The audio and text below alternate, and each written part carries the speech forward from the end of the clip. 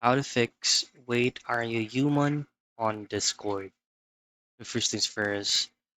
this specific issue will usually happens if this is the first time that you logged in into your Discord account, if you sign up for a new account on Discord, or even if you try to choose or to use the features such as forgot password, forgot username.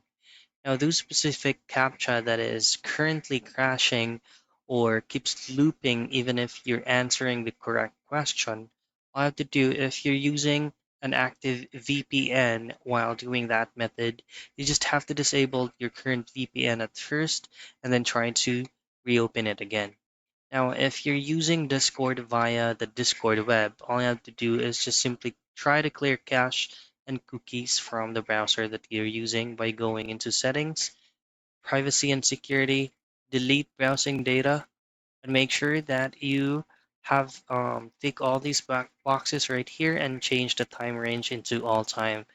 Before doing or before clicking on delete data, ensure that you fully memorize all the login credentials that you have for this browser because you will automatically be logged out on those websites. So those are the basic troubleshooting steps for you to be able to fix Wait, Are You Human error on Discord.